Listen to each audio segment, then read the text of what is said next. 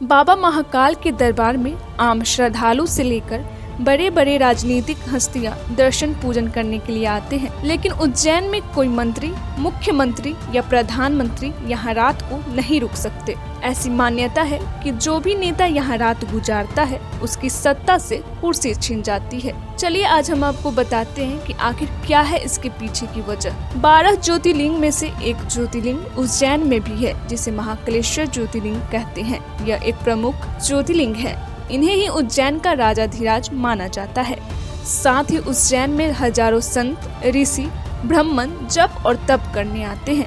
यहाँ शुद्ध नदी शिप्रा नदी है और हर 12 वर्ष पर महाकुंभ मेला भी लगता है, जिसके दर्शन के लिए दूर दूर से लोग यहाँ आते हैं। यहाँ वर्ष के हर दिन दर्शकों की भीड़ लगी रहती है। मान्यता है कि कोई भी नेता या राजशाही परिवार का सदस्य उज्जैन में नहीं रुक सकता, क्योंकि उज्जैन के राजा केवल महाकाल ही हैं। अगर कोई यहाँ रुकता भी है तो उसे बड़ा नुकसान उठाना पड़ सकता है, या तो उसे अपने पद को गंवाना पड़ सकता है। अगर कोई नेता यहाँ महाकाल के दर्शन के लिए आता है तो वह रात्रि विश्राम के लिए उज्जैन में नहीं रुकता। आपको बता दें कि एक बार देश के चौथे प्रधानमंत्री मोरारजी देसाई उज्जैन में महाकाल के दर्शन के लिए आए थे और उन्होंने यहीं रुकने का निर्णय लिया, जिसके अगले दिन ही किन्हीं कारणों से उनकी सरकार गिर गई थी।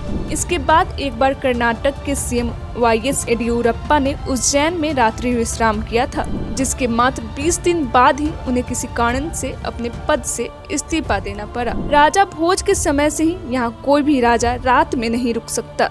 इस बात का जिक्र सिंहासन बतीसी में भी मिलता है। वर्तमान मुख्यमंत्री शिवराज सिंह चौहान भी अगर कभी उज्जैन आते हैं तो वह यहाँ रात में नहीं रुक सकते। माना जाता है कि एक बार दूषण नामक असुर हुआ करता था, जो उज्जैन के निवासियों को धार्मिक कार्य करने से रोकता था, उन्हें काफी परेशान किया करता था। इससे परेशान होकर उज्जैन के निवासियों ने भगवान शंकर से प्रार्थना की थी वे इस असुर का वध करें, जिसके फलस्वरूप शंकर भगवान ने उज्जैन में अवतरित होकर इस असुर का नाश किया था, जिसके बाद से वह यहीं पे निवास करते हैं। उज्जैन के बाबा महाकाल मंदिर का निर्माण रामजीराव शिंदे ने 1736 में करवाया था। इसके बाद श्रीनाथ महाराज शिंदे और महारानी बाईजाबाई शिंदे ने इस मंदिर में समय समय पर मरम्मत करवाई और कई बदलाव किए।